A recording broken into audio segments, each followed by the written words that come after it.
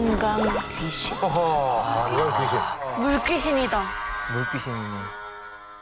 고등학교 1학년 이지원 양과 어머니가 함께 보내주신 사연입니다. 자, 불과 1년 전 한강에서 직접 겪은 실화입니다. 1년 전. 네. 얼마 안 됐다. 사실 이제 처음에는 제보에 대한 그 어머니의 반대가 극심하셔서 사실 좀 많이 좀 고민을 했었고요. 하지만 이제 다른 사람들이 같은 일을 겪지 않았으면 하는 마음에 어렵게 허락을 하셨다고 합니다. 그래요? 과연 어떤 이야기일지 지금부터 제가 제보자 이지원 양의 시점에서 들려드리도록 하겠습니다. 작년 여름방학 때의 일입니다. 저는 그날 저녁 친구 가영이와 함께 한강공원으로 놀러를 갔는데요. 라면에 핫바에 먹을 것들을 잔뜩 사서 시원한 강바람을 맞으며 앉아 있는데 지원아, 저거 좀 이상하지 않아? 가영이의 손가락을 따라 고개를 돌려보니 어? 저게 뭐야? 저 멀리 강변에 새카만 무언가가 우뚝 서 있는 겁니다. 크기가 한 3m는 넘어 보였어요. 엄청 큰데. 뭐야? 나무야? 조형물인가? 근데 그것이 조금씩 강을 향해 움직이는 거예요. 뭐지? 사람인가? 저게 뭔지 너무 궁금해졌어요. 야, 어디 가? 가서 보게? 아, 가지 마, 무서워. 아, 넌 여기 있어. 살짝만 보고 올게. 기다려. 10대 호기심이 있죠. 그렇게 한 발짝, 두 발짝 다가가기 시작했습니다. 그런데 새까만 형체의 모습이 자세히 보이자 전 그 자리에 얼어붙고 말았습니다. 아니야. 하나가 아니야. 둘이야. 가까이에서 보니 허리가 구부정한 아저씨 그리고 그 어깨 위로 산발머리를 한 여자가 올라타 있는 겁니다. 뭐야? 위험하게 뭐라는 거지? 생각하는 그때 아저씨가 한 발, 두 발, 강 깊숙이 걸어 들어가는 겁니다. 이거 말려야 되는데. 그런데 살고 싶어. 죽기 싫어. 이것 좀 데려가줘. 제발. 그 아저씨 울부짖고 있었어요. 밑에 있는 아저씨가. 이러다 죽겠다 싶어서 아저씨 뭐 하는 거예요? 얼른 나오세요. 아저씨에게 소리를 지른 순간 어깨 위 여자가 저를 획 쳐다보는데 흰자 없이 새빨간 눈, 피가 떡진 듯 붉은 입, 그 속에 새카만 이를 드러내며 웃어 보이는 겁니다.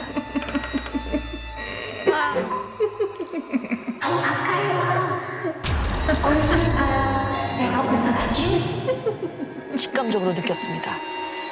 저 여자 사람 아니다. 귀신이네. 그런데 그때 야, 너 뭐해? 가영이가 제 어깨를 확 붙잡았습니다. 바로 한 발짝 앞에 한강물이 보였어요. 저도 모르게 강물로 다가가고 있었던 겁니다.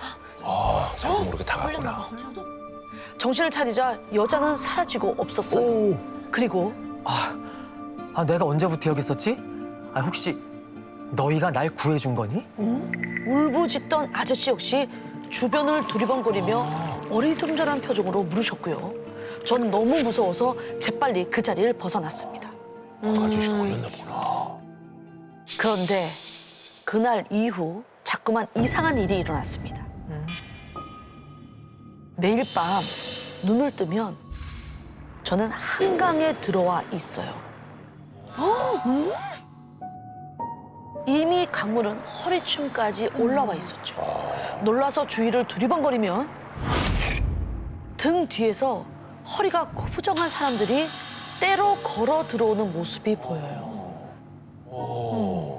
그 사람들은 하나같이 같은 말을 반복했습니다. 죽기 싫어. 이것 좀 데려가줘. 제발. 그렇게 사람들의 떠밀려 강 깊숙이 빠져드는 순간 땀에 흠뻑 젖은 채 꿈에서 깨어나요. 예사롭지 않은 꿈이네. 처음엔 한강에서 본 그것 때문에 악몽을 꾸나 보다 했습니다. 그런데 하루, 이틀, 사흘 이 꿈이 매일 반복되는 거예요. 그러니까 좀 이상하다 싶더라고요. 그런데 곧이어 더 절망적인 일이 찾아왔습니다. 엄마, 팔이 왜 그래? 무슨 일 있었어? 엄마 팔뚝에 칼날에 베인 것 같은 깊은 상처가 생긴 겁니다. 그뿐 아니라 매일 아침만 되면 엄마 몸 여기저기에 이유 모를 빨간 생채기가 자꾸만 늘어만 갔습니다. 그러던 어느 날 아침에 일어났더니 엄마가 거실에 쓰러져 있는 거예요. 엄마는 며칠을 병원에 계시다 겨우 의식을 찾으셨습니다. 그런데 충격적인 건 검사를 다 해봐도 병의 원인을 찾을 수 없다는 거였습니다. 집으로 돌아온 엄마는 매일 삐쩍삐쩍 말라가기 시작했습니다. 아이고 어떡하냐. 저는 너무 무서웠어요. 그리고 엄마도 많이 두려워하시는 것 같았습니다. 매일같이 무릎을 꿇고 기도를 하셨죠. 살려주세요. 살려주세요. 제발 살려주세요. 마른 나뭇가지 같은 팔로 살려달라 비는 엄마. 저는 그런 엄마를 보면서 하늘이 원망스러워 눈물만 났습니다. 그렇게 위태로운 하루하루를 보내고 있던 어느 날 엄마가 드실 죽을 사러 집을 나섰는데 미안한데 물 한 잔만 줄 수 있을까? 처음 보는 할머니 한 분이 물을 찾더라고요. 정말 이상한 상황이잖아요. 그런데 왠지 나도 모르게 좀 드려야 할 것 같은 느낌이 드는 겁니다. 그럴 수 있어. 저는 다시 들어가 물을 가져다 드렸죠. 그랬더니 단소에 물을 들이키신 할머니가 빌어, 네가 직접 기도드려. 대뜸 기도하라는 말을 하시는 겁니다. 순간 누워 계시는 엄마가 떠올랐어요. 우리 엄마가 아픈 걸 알고 계시는 건가? 생각이 스치는데 네 엄마 말고 네가 죽어. 기도할 줄 모르면 그냥 살려달라고 빌어.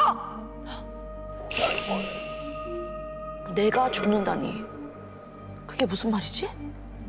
혼란에 빠진 그 순간 할머니는 호련히 사라지셨습니다.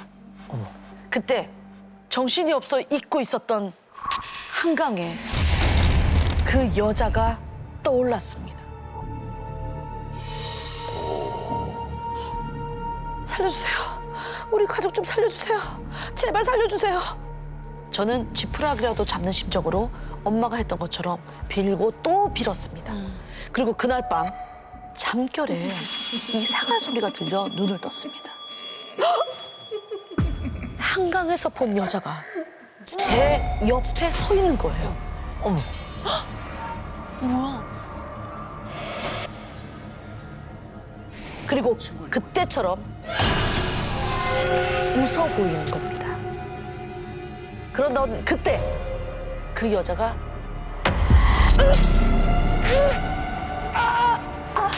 제 목을 꽉 잡고 짓누르기 시작했습니다. 그냥 죽어버려야지. 네 애미 때문에. 점점 호흡이 가빠지고 정신이 혼미해지던 그때 갑자기 목이 확 풀리더니 여자는 사라지고 눈앞에 엄마가 서 있는 거예요. 엄마의 손에는 부엌칼이 들려 있었습니다. 그리고 그 순간 엄마가 눈을 희번덕거리더니 칼을 제 얼굴에 훅 들이미는 겁니다. 어머머. 비위가 됐나? 그 모습을 끝으로 전 기절하고 말았습니다. 너무 심각하다. 얼마나 지났을까 눈을 뜨니 깔끔한 방이 보였습니다. 꿈이었나 보다. 후들거리는 다리를 붙잡고 거실로 나왔어요. 그런데 이게 뭐야? 제 방문에 칼로 그은 듯한 X자 표시가 커다랗게 있는 거예요. 그리고 온 집안에 쑥 냄새가 진동하는데 마당에 서 있는 엄마가 보였습니다.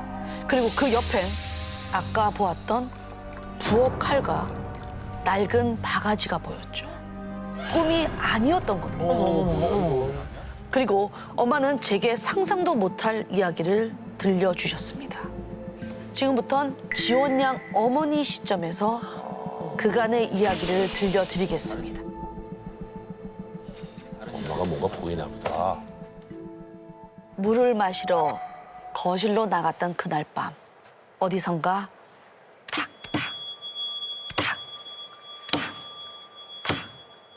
바닥을 찰팍찰팍 치는 듯한 소리가 들려왔습니다. 그런데 그때 소파 뒤로 누군가 쑥 올라오는데 머리를 산발한 웬 여자인 거예요. 그 여자를 자세히 뜯어보던 전 숨이 멎을 뻔했습니다. 그 여자 아래엔 두 손으로 바닥을 치며 기어다니는 제 딸아이가 있었어요. 그런데 그 순간 딸이 부엌으로 달려가 칼을 집어들더니 자기 머리 위로 마구 휘두르는 겁니다. 딸의 어깨 위에는 깔깔거리며 머리를 붙잡고 있는 그 여자가 있었죠. 그 여잔 뜬귀였어요. 사람을 해치는 것만이 목적인 지독한 악귀. 저런 악귀가 우리 딸에게? 불안감에 손끝이 아려왔습니다. 그런데 그때 누군가 대문을 두드렸어요.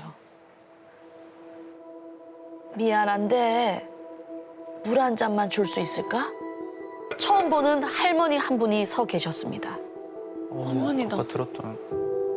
물 한 잔을 쭉 들이킨 그분은 물값을 해야겠다며 이렇게 말씀하셨습니다. 질긴 것이 붙었어. 웬만한 비방은 어림도 없을 게야. 할머니는 무언가를 아는 듯했어요. 그럼 어떻게 해야 하냐 절망적인 제게 열흘간 기도를 올린 후 뜬기의 기가 약해져 있을 때 비방을 해야 한다는 설명을 하셨죠. 단 눌러놓은 네 기운 때문에 네 목숨이 위험할 수 있으니 잘 생각해. 저에겐 선택권이 없었습니다. 전 엄마이고 딸을 살려야 했으니까요. 이후 마치 신병이 온 것처럼 하루가 다르게 몸이 망가지기 시작했어요.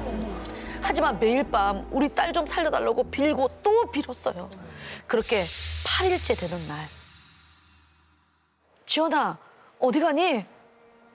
말없이 현관문을 나서는 딸이 이상에 서둘러 따라 나섰는데요. 그런데 지원아!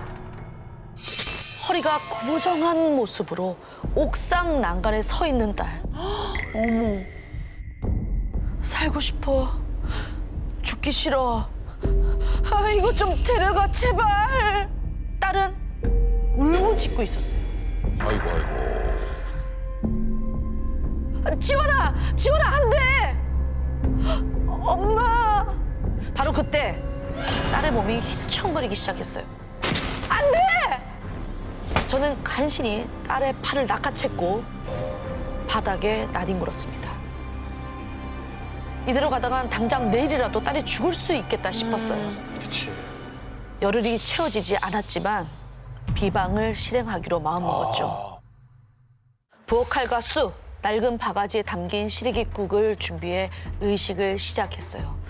쑥을 태운 연기를 집안에 채우고 딸 머리를 쓸어내린 부엌칼로 방문에 X자 표시를 만들었습니다. 그리고 마당에 칼을 꽂아 넣으려는 순간 칼이 자꾸 튕겨 나가는 거죠. 어떻게 튕겼나? 그때마다 베인 팔뚝은 피로 물들어갔어요. 아이고.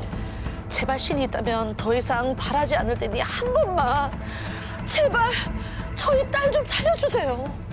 간절히 애원하며 기도했습니다. 그렇게 수십 번을 시도했지만 튕겨나가는 칼날 순간 울분이 끌어올랐습니다. 도대체 우리한테 왜 이러는 거야?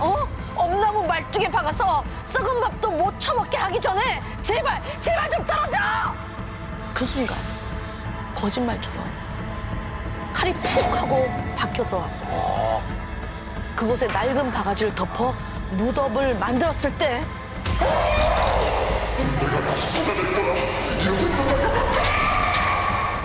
귀 옆에서 찢어지는 듯한 고함이 들리더니 제 죽음도 잠잠해졌어요. 그 후 저와 딸은 다행히도 평소의 삶을 되찾게 되었습니다. 아이고. 하지만 전 1년이 지난 지금도 초긴장 상태입니다. 언제 그것을 다시 마주하게 될지 모르니까요. 자, 이야기는 여기까지인데요. 마지막으로 어머니께서 길고 긴 고민 끝에 사연 제보를 허락한 이유 한 가지 당부를 어허. 위해서라고 합니다. 한강의 악기는 천도시킨 게 아니라 떼어낸 것뿐입니다. 지금은 다른 이의 어깨에 올라타 있겠지요. 그 사람이 죽으면 또 다른 이의 어깨로 계속 이동할 것입니다. 혹시 사람 어깨에 올라탄 무언가 마주친다면 반드시 멀리 도망가세요. 그리고 기억하세요. 절대 얼굴을 보여선 안 됩니다. 절대로.